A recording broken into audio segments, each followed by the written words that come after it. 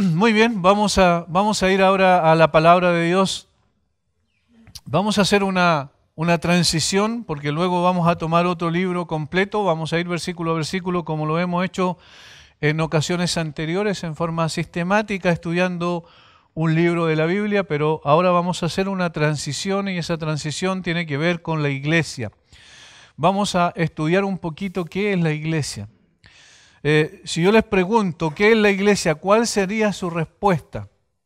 Porque nosotros estamos acostumbrados a hablar de la iglesia, pero ¿cuál sería la respuesta correcta teológicamente? ¿Qué es la iglesia? Yo creo que hay muchas definiciones, hay muchos conceptos, hay muchos preconceptos en la cabeza. A veces nosotros tenemos un pensamiento respecto a lo que es la iglesia que brota principalmente de la tradición, pero no necesariamente de las escrituras. A veces nosotros tenemos un concepto de lo que es la iglesia, lo que debe ser el miembro de la iglesia, lo que debemos entonces hacer en consecuencia, que no necesariamente está respaldado o fundamentado en las escrituras.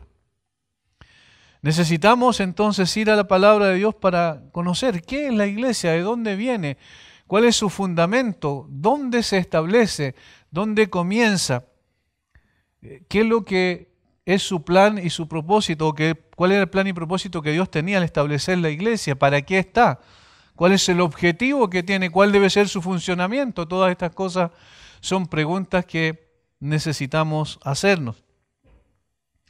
Y en Efesios capítulo 2, versículos 11 al 22, el apóstol Pablo hace una síntesis en un sentido de lo que es la iglesia, hablando de dos pueblos, los que constituyen toda la humanidad, es decir, que lo que pueden simbolizar a toda la humanidad, que es los judíos y los gentiles. Esa es una forma de separación que hace la Biblia para hablar de todos los seres humanos en todo el mundo.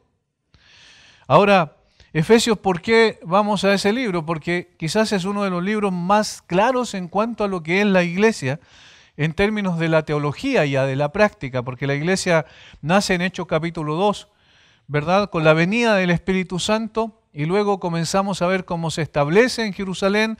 Después comienzan a predicar a otros lugares, tal como el Señor había dicho: recibiréis poder cuando haya venido sobre vosotros el Espíritu Santo y me seréis testigos en Jerusalén, en toda Judea, en Samaria y hasta lo último de la tierra. Y así comienza a expandirse la iglesia. El libro de los Hechos es el relato del nacimiento de la iglesia y de la expansión de la iglesia a diferentes partes del mundo conocido de ese entonces.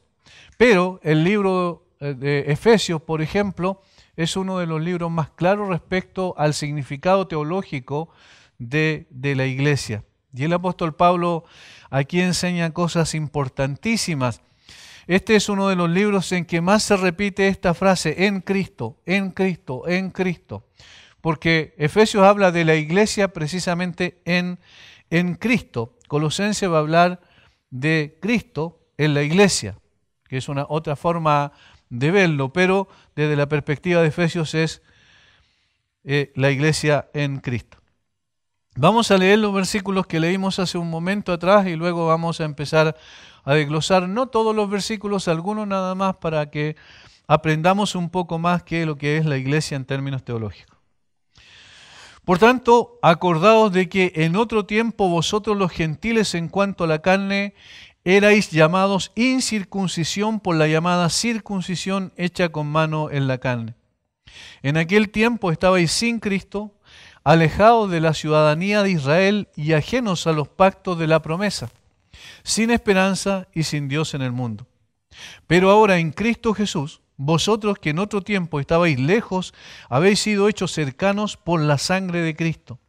Porque Él es nuestra paz, que de ambos pueblos hizo uno, derribando la pared intermedia de separación, y aboliendo en su carne las enemistades, la ley de los mandamientos expresados en ordenanzas, para crear en sí mismo de los dos un solo y nuevo hombre, haciendo la paz. Y mediante la cruz reconciliar con Dios a ambos en un solo cuerpo, matando en ella las enemistades. Y vino y anunció las buenas nuevas de paz a vosotros que estabais lejos y a los que estaban cerca, porque por medio de Él los unos y los otros tenemos entrada por un mismo Espíritu al Padre. Así que ya no sois extranjeros ni advenedizos, sino conciudadanos de los santos y miembros de la familia de Dios, edificados sobre el fundamento de los apóstoles y profetas, siendo la principal piedra del ángulo Jesucristo mismo, en quien todo el edificio, bien coordinado, va creciendo para ser un templo santo en el Señor, en quien vosotros también sois juntamente edificados para morada de Dios en el Espíritu. Los versículos 11 al 18, al 17, en realidad 11 al 17, el apóstol Pablo explica cómo se formó la iglesia, de qué manera, cuál era la condición de aquellos que no eran judíos. Recuerden que Dios escogió un pueblo en el Antiguo Testamento para a través de él manifestar su gloria, su grandeza, su perfección a otros pueblos, de tal manera que Israel pudiese vivir bajo una ley que Dios había establecido y de esa manera otras personas conociesen al Dios verdadero. Pero Israel falló en aquello, como bien sabemos, fracasó en eso, y entonces el Señor trajo a través de Israel, no obstante, a la simiente santa que Él tenía establecido traer desde antes de la fundación del mundo. A Abraham le dijo eso: en tu simiente serán benditas todas las familias de la tierra. Y entonces estas personas que no eran israelitas estaban en una condición de separación de Dios, por lo que dice el texto en el versículo 12. En aquel tiempo estaba ahí sin Cristo, alejados de la ciudadanía de Israel y ajenos a los pactos de la promesa, sin esperanza y sin Dios en el mundo. Esta es la definición de todo ser humano en realidad. Esta es la definición de toda persona que ha nacido en esta tierra. Desde el momento de nacer, dice la Biblia, nacemos separados de Dios. Esa es la condición natural de toda persona que nace en esta tierra. Y tres características menciona el apóstol Pablo allí que tenían estas personas. Cada uno de nosotros estaba allí, obviamente. Primero, estaban sin Cristo. ¿Y qué es lo que implicaba estar sin Cristo? Implicaba estar sin salvación, porque Cristo es el Salvador. Eso es lo que la palabra inclusive significa: el ungido, aquel escogido por Dios para enviarlo a salvar al hombre perdido. Sin Cristo es estar sin salvación. Luego más adelante dice sin esperanza. Obviamente no había ningún tipo de esperanza para aquellos que no pertenecían al pueblo de Dios. Por tanto, cada persona vivía como una especie de, como un animal, ¿verdad? Es decir, vivía para morir simplemente, para morir, y no morir solamente físicamente, sino también eternamente, como bien sabemos que es el concepto de muerte en la Biblia. Sin esperanza y sin Dios en el mundo. No sin dioses, porque tenían una cantidad tremenda de dioses, ¿cierto? Los pueblos paganos, y todo ser humano en realidad es un idólatra por naturaleza también. Nace en esa condición de idolatría. De hecho, dentro de nuestro mismo contexto latinoamericano, también la gente nace en un contexto de idolatría. Y entonces se le enseña, por ejemplo, conceptos de Dios, pero no del Dios de la Biblia. Y por eso aquí cuando dice sin Dios se está refiriendo en términos específicos a sin el Dios verdadero. Porque muchos otros dioses y conceptos de dioses y pensamientos, creencias, el hombre tiene. De hecho, no existe ninguna persona realmente atea en el mundo, porque los ateos se adoran a sí mismos. De tal manera que ellos también tienen su propio Dios, que son ellos mismos. Por tanto, esta era la condición: sin Cristo, sin esperanza, sin Dios en el mundo. Eso es lo que Pablo menciona, que era la condición natural de todo ser humano. Pero, y aquí está estos esperos de la Biblia que son tan extraordinarios, Dios intervino en la persona del Señor Jesucristo. Pero, ahora en Cristo Jesús, vosotros que en otro tiempo estabais lejos, habéis sido hechos cercanos por la sangre de Cristo. Miren lo que esto significa. El Salvador venía a través de un pueblo que era Israel, físicamente venía de la descendencia de Israel, pero del punto de vista espiritual era el Hijo de Dios. Y el Hijo de Dios vino, tomó forma humana, se identificó con los hombres absolutamente para poder, a través de su muerte, cuando la Biblia dice aquí, por la sangre de Cristo no se refiere solo físicamente a la sangre de Cristo, se refiere obviamente a la muerte de Cristo en general. Estos que estaban lejos, que estaban alejados, que no tenían ninguna posibilidad, ahora han sido hechos cercanos por la muerte del Señor Jesucristo. De tal manera que la iglesia comienza a establecerse y se establece en realidad sobre el sacrificio perfecto del Señor Jesucristo. Esa es su base, es su sustento. Desde allí nace la iglesia, se origina en el Señor Jesucristo. La palabra de Dios muestra claramente eso una y otra vez. Si el Señor Jesucristo no hubiese venido y hubiese muerto en una cruz, no existiría la iglesia. La iglesia existe porque Cristo murió en la cruz por ellos y porque de esa manera también le dio vida a través de su muerte. En Efesios capítulo 5 es muy claro el concepto allí. Versículo 24. 24 al 26. Dice, así que como la iglesia está sujeta a Cristo, aquí utiliza como una metáfora, como una ilustración el matrimonio, ¿cierto? Para hablar de la relación de Cristo con la iglesia. Así también las casadas lo estén a sus maridos en todo. Maridos, amad a vuestras mujeres, así como Cristo, miren lo que dice, amó a la iglesia y se entregó a sí mismo por ella. Y él se entregó, ¿de qué manera? Se entregó en forma sacrificial. Es decir, se entregó para morir en el lugar de aquello que él venía a salvar. Y es interesante, ¿por quiénes se entregó Cristo según este texto? ¿Por todo el mundo o por la iglesia? Por la iglesia, por aquellos que él había escogido antes de la fundación del mundo, por aquellos que iban a constituir parte de su iglesia. Y entonces él se entregó a sí mismo por la iglesia. Esto es lo que el apóstol Pablo está explicando aquí en los versículos 11 en adelante.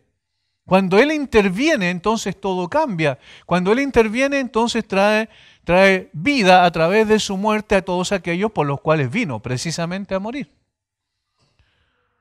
Por tanto, la iglesia no existiría si Cristo no viene y muere en la cruz por ella. Allí está el origen de la iglesia. La iglesia no es un conjunto de personas que se pusieron de acuerdo un día y dijeron, ¿saben qué? Formemos algo que se llame la iglesia y desde aquí en adelante entonces vamos a establecer las pautas, los parámetros, vamos a hacer doctrina y esa doctrina la vamos a colocar para que todos la sigan. Esa no es la iglesia. Esa no es la iglesia. La iglesia de Cristo fue fundada por Cristo sobre la base de su propio sacrificio, porque sin sacrificio no había perdón de pecado y la iglesia está constituida por todos aquellos que han sido perdonados de sus pecados. Eso es lo central, lo que la Biblia nos dice aquí. Después Pablo explica una serie de situaciones que él trajo la paz, ¿cierto? Él trajo la reconciliación. Todos esos son conceptos derivados de la doctrina de la salvación. Jesucristo obró la salvación. Otra vez, la iglesia no es una institución humana, es una institución divina. Y en consecuencia, el Hijo de Dios es el autor de la iglesia, digamos, el que ejecuta la obra que el Padre tenía antes de la fundación del mundo en su pensamiento perfecto y en su plan perfecto. Y entonces, ya no hay, dice Pablo, separación racial, ya no existe separación étnica, ya no significa, ahora es el pueblo de Israel, sino que Dios es el Dios de todos aquellos que en Él creen, que se sujetan y se someten al señorío del Señor Jesucristo. Considerando entonces esto, teniendo como base y sustento fundamental esto, vamos a avanzar ahora al versículo 18 al 22, que yo creo que sean los versículos que más vamos a abarcar, porque vamos a detenernos un poco para reflexionar en los conceptos que utiliza. Utiliza del versículo 19 al 22 tres metáforas el apóstol Pablo para hablar sobre la iglesia. Normalmente esto es parte de lo que la Biblia describe, siempre se utilizan metáforas para poder hacer más entendible y más comprensible el concepto de iglesia, para que no sea algo abstracto. El versículo 18, después de hablar, ¿cierto?, de esta reconciliación, de que ya no hay diferencia racial, sino que en Cristo todos somos uno. Versículo 18 dice, porque por medio de Él, los unos y los otros tenemos entrada por un mismo Espíritu al Padre. Aquí está diciendo que lo que el Señor Jesucristo hizo fue abrir un acceso, una puerta de entrada a la presencia de Dios. Y miren, una cosa importante, hermanos, aquí tenemos que tener en cuenta. La iglesia tampoco es un conjunto de personas que se reúnen meramente, sino que aquí Pablo está diciendo algo mucho más profundo que eso.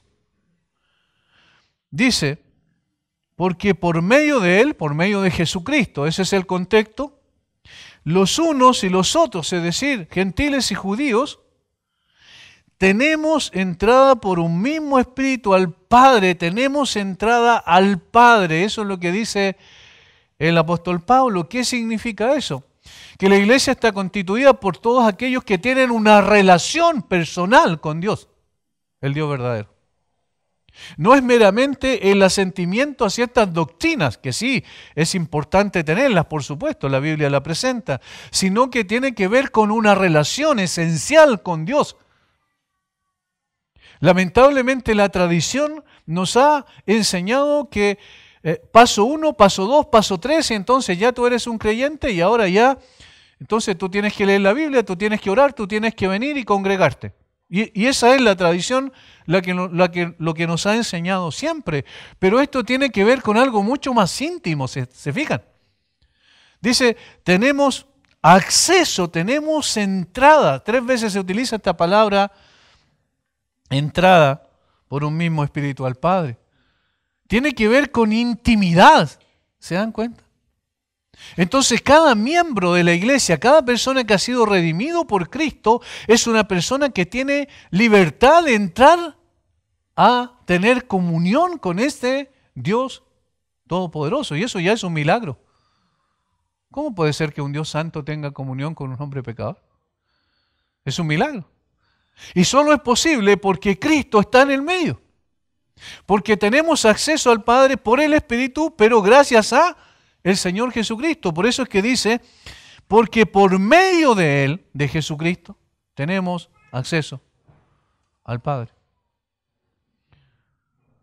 De tal manera que esta es una de las cosas que yo veo muchas veces olvidada.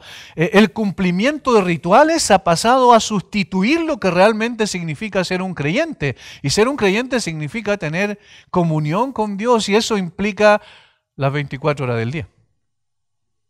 No tiene que ver con una situación específica durante un día a la semana, o 2 días a la semana, o 3 días inclusive, aunque estemos los 5 días de la semana, ¿cierto?, laboral, o los 7 días en general reunidos. No significa solo eso, significa una relación particular, personal con Dios.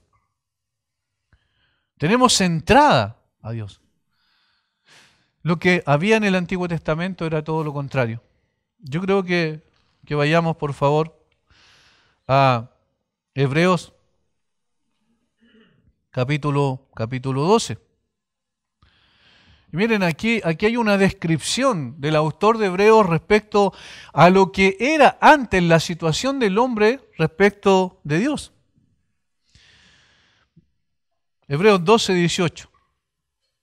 Porque no os habéis acercado al monte que se podía palpar y que ardía en fuego, a la oscuridad, a las tinieblas y a la tempestad, al sonido de la trompeta y a la voz que hablaba, de la cual los que la oyeron rogaron que no se les hablase más. Ahí está hablando del episodio del monte Sinaí. Porque no podían soportar lo que se ordenaba, ni aun una bestia si aún una bestia tocar el monte será apedreada o pasada con dardo. Y tan terrible era lo que se veía que Moisés dijo, estoy espantado y temblando. ¿Qué es lo que está diciendo allí? Que en la antigüedad, digamos, antes que el Señor Jesucristo viniera, había una separación evidente entre el Dios santo y el hombre pecador. No había posibilidad de acercarse. El monte Sinaí clamaba separación. Aléjense de mí, si alguno se acerca va a morir indefectiblemente. Y eso es lo que ocurría, en efecto. Pero ¿qué es lo que hizo el Señor Jesucristo? ¿Cuál es el cambio radical? Que cuando el Señor Jesucristo muere en el lugar de los culpables, entonces ahora esos que eran culpables y que merecían el juicio y que Jesús recibe en sí mismo, en lugar de ellos, entonces ahora esas personas tienen una invitación a entrar, porque tienen un acceso que antes no existía. Un camino nuevo y vivo, dice el autor de Hebreos también, por medio de su sangre. Eso es lo que hace la gran diferencia. Y por eso el mismo autor de Hebreos dice que hace una invitación, dice, acerquémonos confiadamente al trono de la gracia. Acerquémonos confiadamente, ya no van a ser rechazados porque Cristo, en su sacrificio, fue aceptado delante del Padre y en Cristo tenemos acceso entonces, sin restricción, hasta el mismo Dios Todopoderoso. Por tanto, el creyente no solo es una persona que han sido perdonados sus pecados, sino que tiene una relación vital, esencial, que trasciende todas las demás relaciones, que es una relación con el Dios vivo y verdadero a través de la persona del Señor Jesucristo. Tiene un acceso, puede acercarse sin ningún tipo de temor a la presencia de Dios. Y no solo para pedir algo, sino para honrar a aquel con el cual tiene una comunión íntima. De tal manera que entonces cada miembro de la iglesia tiene una comunión íntima con el Dios verdadero por medio de Jesucristo. Esto no es valorado muchas veces, esto es olvidado en la práctica. Y se piensa que se trata de cosas externas esencialmente que recibimos y adoptamos y empezamos a practicar como rituales, pero es mucho más que eso.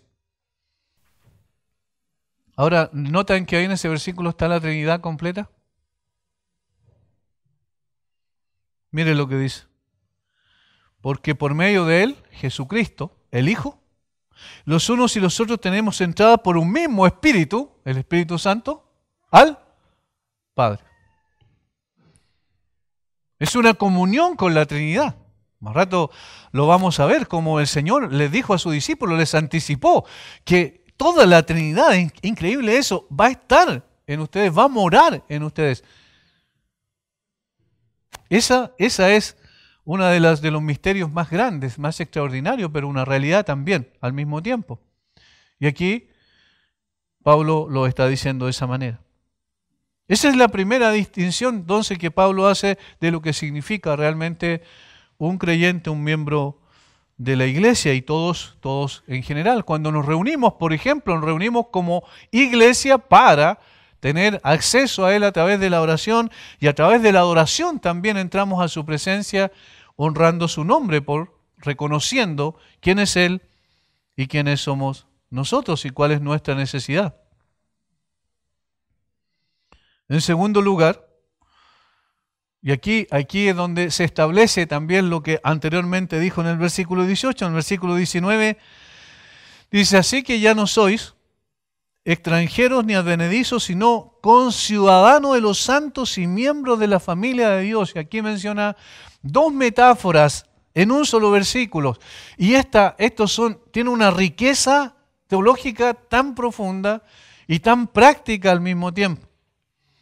Noten que esto es una de las cosas que uno va viendo en las cartas. Las primeras partes de la carta normalmente está gobernada por los indicativos, gramaticalmente. ¿Qué significa un indicativo? Es lo que Dios indica, lo que Dios hizo por nosotros. No hay ninguna demanda. En Efesios hasta el capítulo 4, primera vez que aparece un mandamiento o un imperativo, como se le llama. Capítulo 4, versículo 1. Yo pues preso en el Señor, os ruego que andéis como es digno de la ocasión con que fuisteis llamados. Ahí hay un mandamiento a actuar de una manera determinada. Pero hasta el capítulo 3, versículo 21, solo es una descripción de lo que Dios hizo en Cristo y las bendiciones que eso trajo a cada uno de los que creemos en Él. Por tanto, aquí, al utilizar las metáforas del apóstol Pablo está diciendo, esto es la iglesia, este es el sentido de la iglesia, estos somos nosotros delante de Dios. Lo primero que él utiliza, ¿cierto?, es el de conciudadanos de los santos.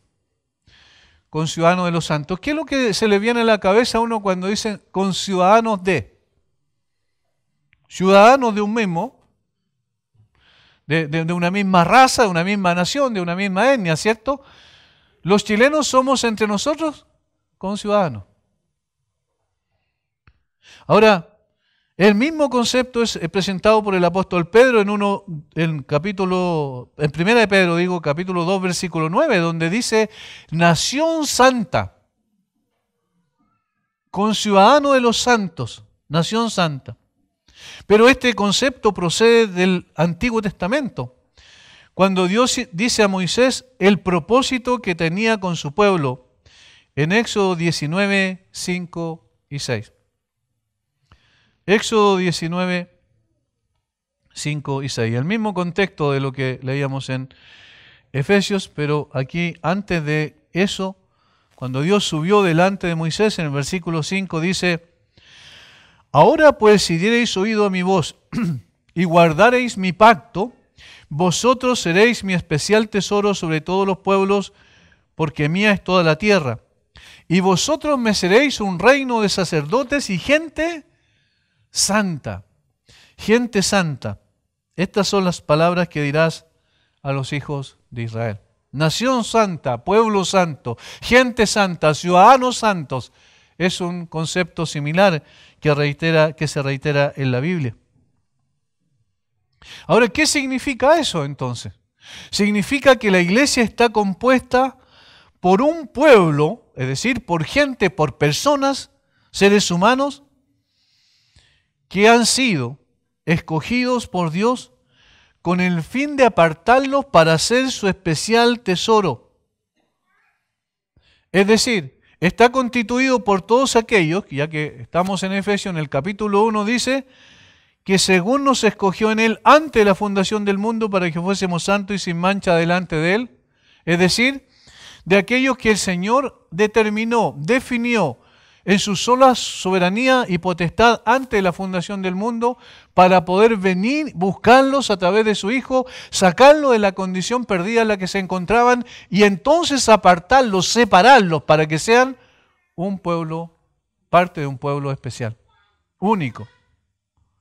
Un pueblo que tiene una distinción notable, un pueblo que tiene muchos nombres a través de la historia de la iglesia, pero que en definitiva tiene una singularidad especial. Es un pueblo santo porque representa a un Dios santo. La santidad es un elemento distintivo de la iglesia. Y la santidad en primera instancia tiene que ver con una posición y luego también con un proceso de transformación. ¿Me explico? Tiene que ver con una posición primeramente porque todo aquel que está en Cristo por la fe es visto santo delante de Dios, porque está en Cristo. Pero no significa que es santo en carácter, absolutamente, sino que implica que siendo santo en posición, ahora puede progresar continuamente hasta ser conforme a la imagen del Señor Jesucristo, es decir, una santificación progresiva. La santificación posicional en Cristo permite la santificación progresiva. Son un pueblo entonces constituido, o mejor dicho, una iglesia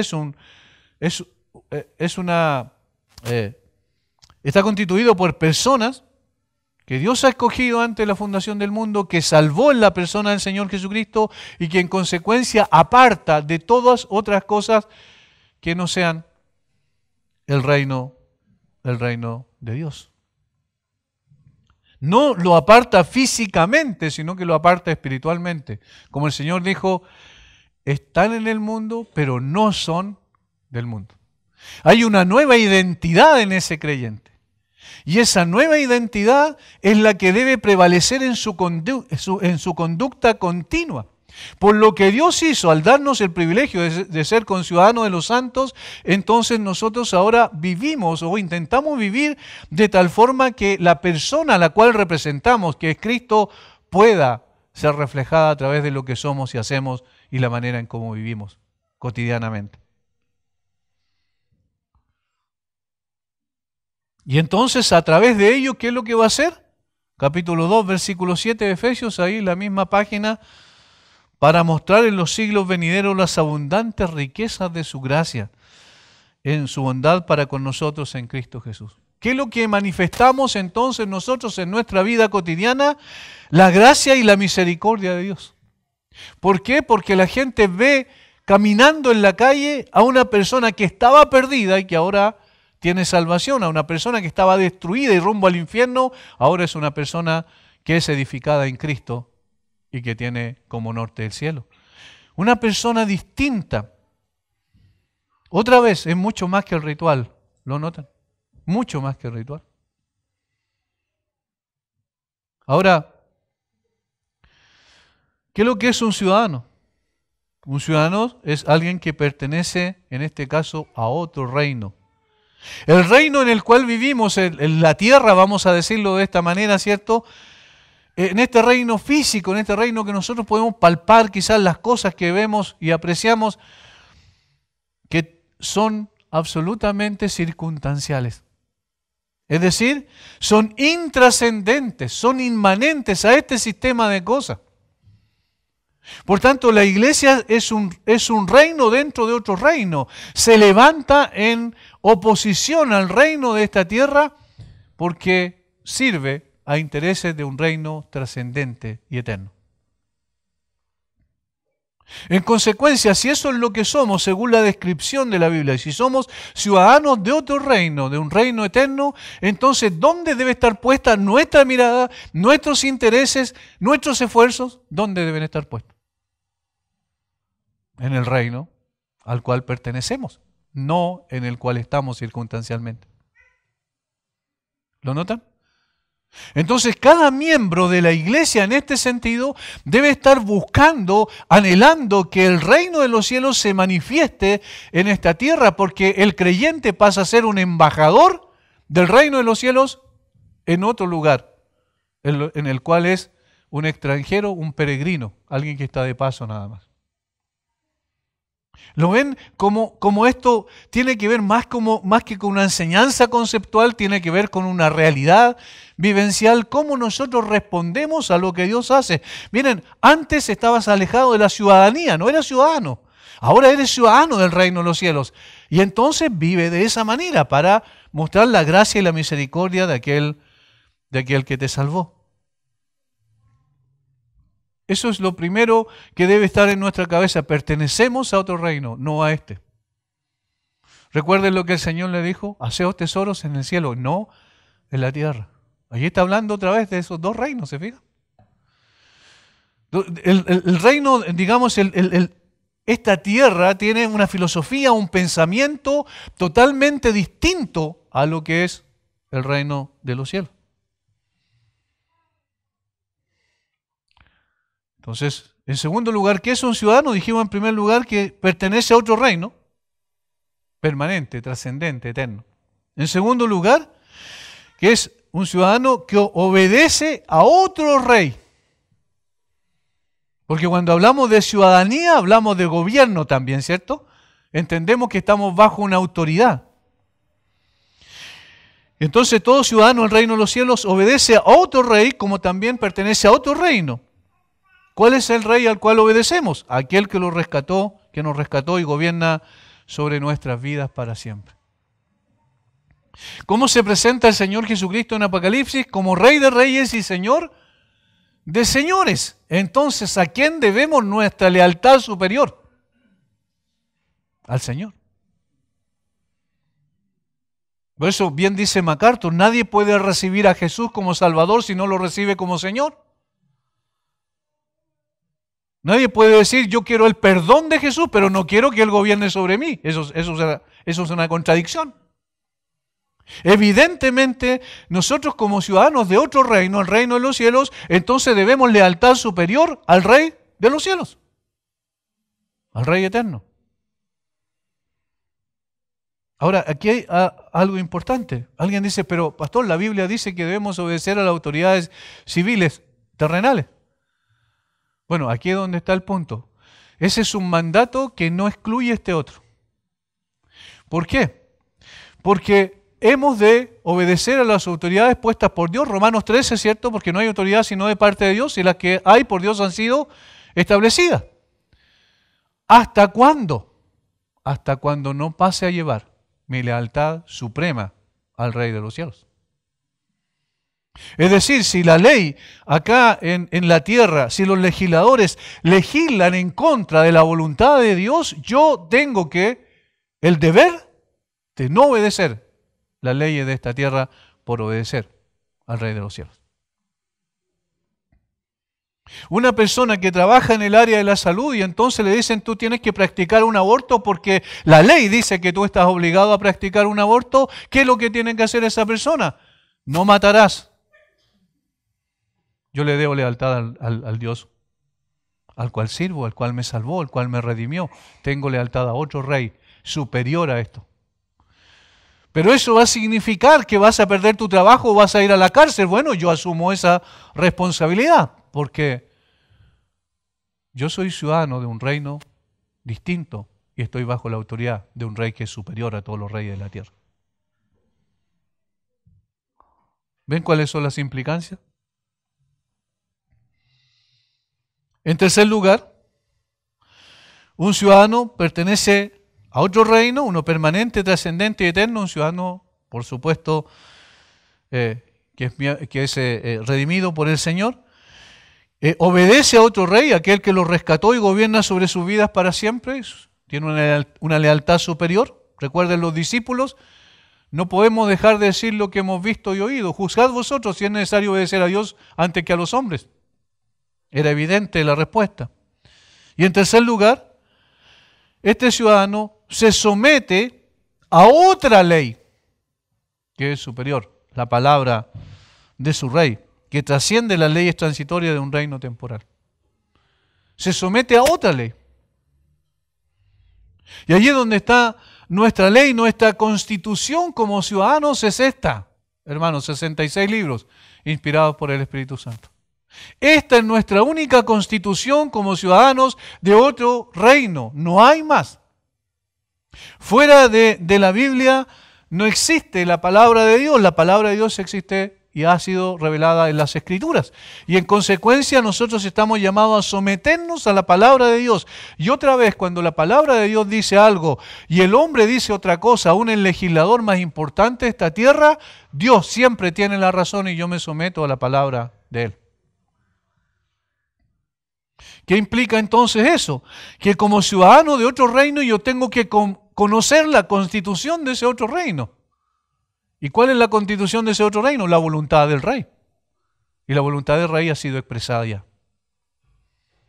¿Cuál es mi deber entonces ahora? Mi deber es estudiar profundamente, conocer profundamente la constitución de ese otro reino. Necesito conocer más íntimamente a ese Señor y necesito conocer su voluntad. Porque su voluntad es buena, es agradable y es perfecta.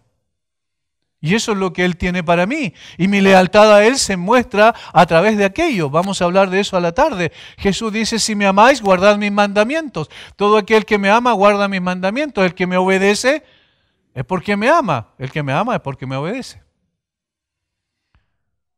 Es decir, la Biblia viene a ser entonces nuestra constitución, que es superior a la constitución política del Estado de Chile. Ahora, y de todos los estados del mundo.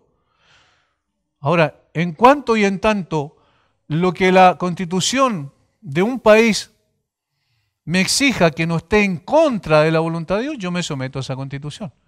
Pero cuando está en contra de lo que Dios dice claramente en su palabra, yo resisto a esa constitución. Por eso el Señor dijo, en el mundo tendréis aflicción. Si me aborrecieron a mí, a ustedes también los aborrecerán. Si entre más nos identificamos con Cristo, más aborrecidos vamos a ser por el mundo. Entre más light seamos, entre más livianos seamos en nuestro cristianismo, más vamos a ser aceptados por el mundo. No hay más de dos opciones. Si la corriente viene toda hacia acá y yo voy hacia allá, yo voy a sufrir los embates de la corriente. Pero tenemos el deber de obedecer a otra ley, una ley superior. Y en cuarto lugar, y aquí estamos hablando de la relación del ciudadano con otro reino, el reino de los cielos. con otro rey, el Señor Jesucristo, con otra constitución, la palabra de Dios, y ahora hablamos entonces, todo eso es vertical, ahora de la relación horizontal. Porque como ciudadanos, o como dice allí, conciudadanos, todos aquellos, nos relacionamos con todos aquellos que al igual que nosotros han sido llamados aparte y unidos para servir a ese reino. Y ahí está constituida la iglesia, ¿se fijan? Eso es la iglesia, no es un edificio tampoco. Nosotros tenemos la costumbre, vamos a la iglesia. No, nosotros nos reunimos para como iglesia honrar al Señor y escuchar su palabra. Por tanto, aquí hay una relación entre nosotros y esa relación evidentemente tiene que ser una relación para edificación, para crecimiento, no tiene que ser una relación para destrucción o división. Y allí tenemos una responsabilidad personal cada uno de nosotros. ¿Para qué pertenezco a la iglesia? Para poder contribuir a la edificación y al crecimiento de la iglesia y a la honra del nombre del Señor Jesucristo. No para dividir, no para meter pensamientos dentro de la iglesia que puedan producir división. Más adelante lo vamos a ver. La otra metáfora que está ahí en el mismo versículo 19. Así que ya no sois extranjeros ni advenedizos, sino conciudadanos de los santos y miembros de la familia de Dios. Noten cómo esta segunda metáfora es mucho más íntima. Como conciudadanos, ¿verdad? No necesariamente tenemos una relación, tan estrecha, pero como miembro de la familia de Dios, la relación es mucho más íntima y estrecha. Miembro de una familia es un lenguaje más íntimo que ciudadano de un Estado. ¿Qué es lo que constituye una familia? Y ahora tenemos que olvidarnos del concepto que hoy día nos están metiendo en la cabeza. Pero ¿qué es lo que constituye una familia? ¿Por qué está constituida una familia? Normal, natural. No con las especulaciones de la ideología hoy, ¿cierto? Por un padre, una madre y por hijos, ¿verdad? Esencialmente está constituida una familia por eso. Y fíjense, esto es interesante. Cuando hablamos de una familia, no hablamos de una casa, ¿verdad? No, hablamos de personas que habitan bajo ese techo y que tienen lazos consanguíneos y que se aman mutuamente, que se cuidan mutuamente, que se respetan mutuamente. Ahora, en la familia de Dios, ¿quién es el Padre? Dios. Tiene un solo Padre. Capítulo 4 de Efesios, versículo 6. Un Dios y Padre de todos, el cual es sobre todos y por todos y en todos. Un Dios y Padre. ¿Qué tenía que suceder para que fuésemos hijos de Dios? Porque no toda persona que nace en esta tierra es hijo de Dios. Teníamos que nacer de arriba, nacer por este nuevo nacimiento que viene de arriba, ¿verdad? Y que es obra de Dios. Nos constituimos en hijos de Dios cuando Dios derrama su espíritu, nos convence de pecado, de justicia, de juicio, y nos lleva a los pies de Cristo en arrepentimiento y fe. Nos constituimos allí en hijos de Dios. Pasamos a ser, por regeneración, hijos de Dios y pasamos a ser hijos de Dios por adopción también en la persona del Señor Jesucristo. Doblemente. Tenemos un Padre que es trascendente. Nosotros somos padres falibles, padres que, cierto, estamos aprendiendo en el proceso, muchas veces nos equivocamos.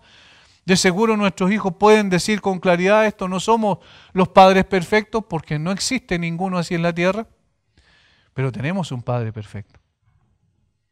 Y ese es el Padre de los cielos, el Señor que quiso salvarnos, que quiso redimirnos y que quiso darnos, y esto es muy interesante, si uno lo piensa en la aplicación práctica, un padre que es lo que hace con su hijo, además de transmitirle, ¿cierto?, sus genes, ¿verdad?, que es algo biológico, natural.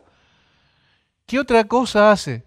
Le da una identidad, porque le da su apellido. ¿No es verdad? Desde el punto de vista humano, digamos.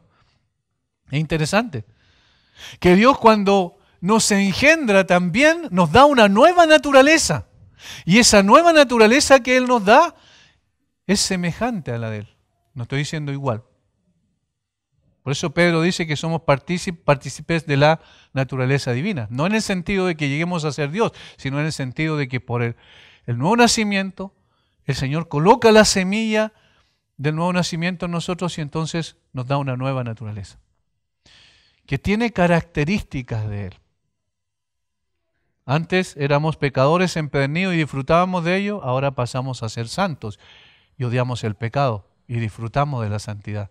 ¿Ven? Ese cambio de naturaleza es obra de nuestro Padre y además nos da una nueva identidad. Juan dice, mirad cuál amor nos ha dado el Padre para que seamos llamados hijos de Dios. Imagínense, yo digo siempre ese título es el mejor de todos, es imborrable, va a permanecer por la eternidad. Independiente, hermanos, de nuestra condición social, económica, independiente de nuestra supuesta importancia aquí en esta tierra, lo que más importa es esto, ser hechos hijos de Dios. ¿Qué hacemos frente a ese Padre entonces, ante todo lo que Él constituye para nosotros y nos ha concedido por gracia? ¿Obedecemos con gozo? Y recibimos de Él el sustento, la protección, la dirección de nuestra vida, el propósito de nuestra existencia solamente por amor. Él nos amó y nos seguirá amando. Y esto es importante. El creyente es una persona amada por Dios no por lo que hizo Él, sino por lo que hizo Jesucristo en lugar de Él. Y en consecuencia, Dios no nos amará más ni nos amará menos. Porque no depende de lo que hagamos o dejemos de hacer. Depende de lo que Cristo hizo. Ahora, en ese sentido, entonces, nuestra obediencia es en gratitud a aquel que hizo todo eso por nosotros. Tenemos un Padre glorioso que nos acoge, que nos alienta, que nos coloca todos los días sobre nuestra mesa lo que necesitamos para nuestro sustento, que nos fortalece en nuestra debilidad y que, esto es tremendo, no se avergüenza de ser llamado nuestro Padre, a pesar de quienes somos.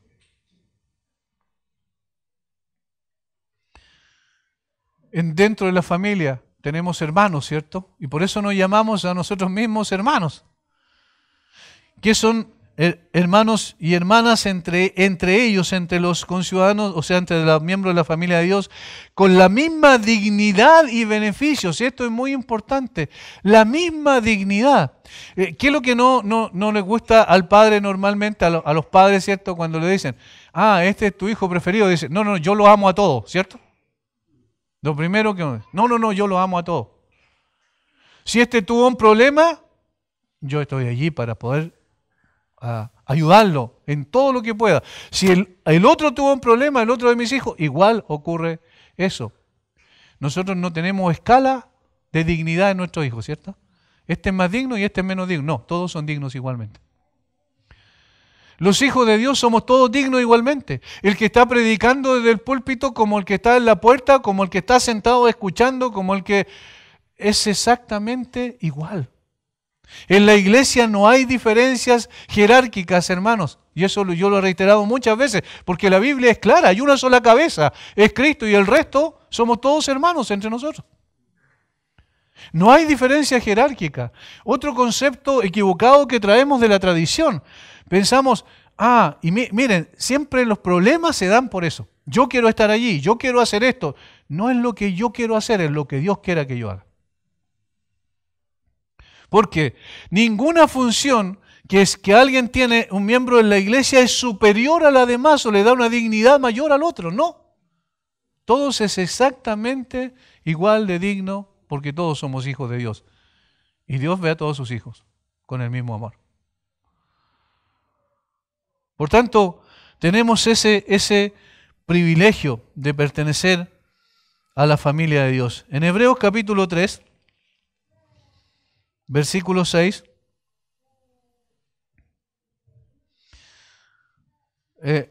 escribe lo siguiente. pero Cristo como hijo sobre su casa, la cual casa somos nosotros, si retenemos firme hasta el fin la confianza y el gloriarnos en la esperanza. Normalmente casa, en este sentido, no tiene que ver con algo físico, según lo que describe aquí el contexto, sino con lo espiritual, ¿verdad? Porque dice, pero Cristo como hijo sobre su casa, la cual casa somos nosotros, cada uno de nosotros. Y en consecuencia participamos de los mismos beneficios. Romanos 8:17. 8:17. Y si hijos, también herederos, herederos de Dios y coherederos con Cristo, si es que padecemos juntamente con Él, para que juntamente con Él seamos glorificados. Y ahí habla de herencia, habla de coherederos, ¿cierto? Somos juntamente con Cristo. Es decir, hay un beneficio extraordinario en ser llamado hijo de Dios, pertenecer a la familia de Dios. Y luego, versículos 20 al 22, y esto lo vamos a ver brevemente por los pocos minutos que me quedan, pero en estos versículos está hablando de una tercera, utilizando una tercera metáfora tomada de la arquitectura, ¿cierto? Versículo 20 dice, edificado sobre el fundamento de los apóstoles y profetas, siendo la principal piedra del ángulo Jesucristo mismo, en quien todo el edificio bien coordinado va creciendo para ser un templo santo en el Señor, en quien vosotros también sois juntamente edificados para morada de Dios en el Espíritu. Pedro también va a usar una metáfora similar en 1 de Pedro capítulo 2 versículos 4 al 15, cuando dice que acerquémonos a Él piedra viva, se refiere al Señor Jesucristo, para ser edificados como templo santo y para poder ofrecer sacrificios espirituales, dice al Señor. El mismo Pablo también usa en 1 Corintios capítulo 3 versículo 10-11 la misma metáfora. 1 Corintios capítulo 3 versículos 10 y 11. Conforme a la gracia de Dios que me ha sido dada, yo como perito arquitecto puse el fundamento y otro edifica encima, pero cada uno mire cómo sobreedifica, porque nadie puede poner otro fundamento que el que está puesto, el cual es Jesucristo. Ahora, aquí parece que hubiese una contradicción, porque recién Pablo dice que el fundamento es Jesucristo, y aquí dice el versículo 20, edificado sobre el fundamento de los apóstoles y profetas.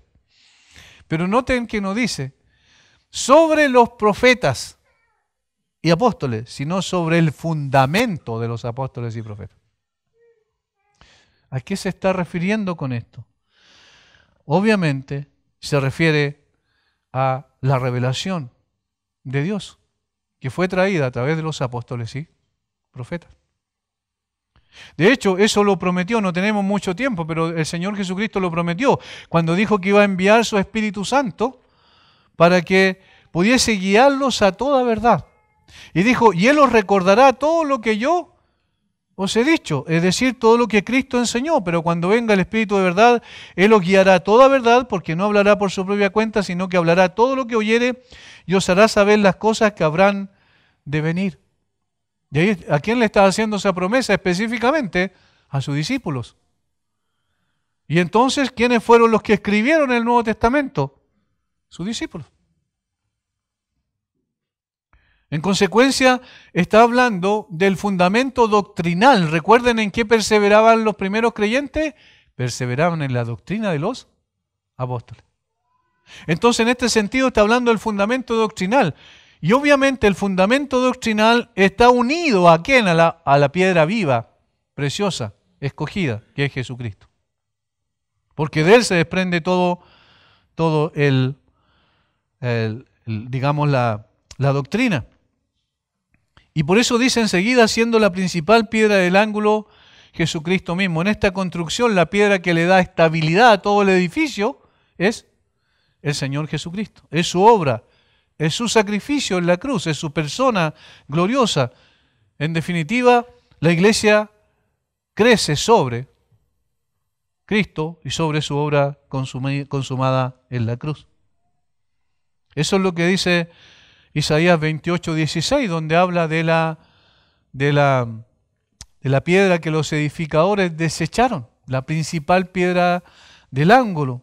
Salmo 118:22 también tiene el mismo sentido. Hechos 4:11, cuando Pedro predica frente a los religiosos ahí en Jerusalén, pero dice, la piedra que los edificadores han desechado, Dios la ha hecho la principal piedra del ángulo. Y les está criticando a ellos, diciendo, ustedes que supuestamente son los constructores espirituales de Israel, ustedes no reconocieron la principal piedra y la desecharon, pero esa es la principal piedra del ángulo de la iglesia. Y es Jesucristo, por supuesto. ¿Para qué está la iglesia? Para crecer. Versículo 21, en quien todo el edificio, bien coordinado, va creciendo para ser un templo santo en el Señor. La palabra coordinado aquí significa un acople cuidadoso de cada pieza.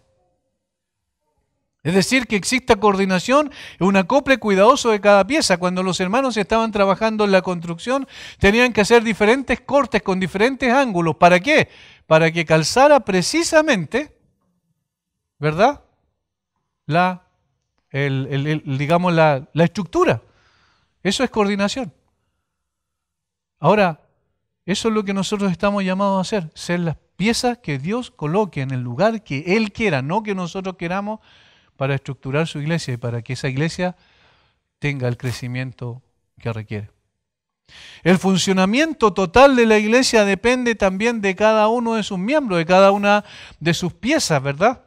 Lo que ocurre también con el cuerpo, que también es una metáfora de la iglesia que Pablo utiliza muchas veces. ¿Recuerdan? Si hay un órgano que no está funcionando bien, todo el cuerpo no está funcionando bien. Y por eso, individualmente somos responsables de estar bien con Dios en una comunión correcta con el Señor para ser de edificación, de crecimiento para la iglesia del Señor. Y el propósito final, versículo 22, en quien vosotros también sois juntamente edificados para morada de Dios en el Espíritu, ser morada de Dios. Esto es tremendo. Donde se puede ver más o debiese verse mucho más la imagen de Dios. Obviamente en la iglesia, no en el mundo. No esperemos que el mundo va a reflejar la imagen de aquel que no conoce. Nosotros solamente podemos reflejar esa imagen. Ahora la palabra morada ahí significa hogar permanente. Dios viene a habitar en su iglesia permanentemente hasta que su iglesia sea llevada a los cielos. Tenemos ese gran privilegio, tenemos el poder de Dios obrando en nosotros y a favor nuestro para poder impactar a la sociedad con una vida cambiada, transformada, que no es una vida religiosa, sino una vida genuinamente transformada por el poder de Dios. Algunas cosas que hemos visto sobre lo que es la iglesia en estos versículos y que son de aplicación práctica para nosotros, nos ayuden entonces, hermanos, a poder ser transformados y poder entender cuál es mi papel, mi rol, mi función dentro de esa iglesia. Padre, gracias por tu palabra, gracias por la obra que tú hiciste en Cristo, que es la que define y determina lo que es la iglesia y cómo debe ser y para qué está la iglesia. Ayúdanos, Señor, a poder depender de ti, confiar en ti, descansar en ti, pero también hacer la tarea que nos compete bajo la autoridad de tu palabra. Bendice a mis hermanos. Gracias por este tiempo. En el nombre de Jesús. Amén.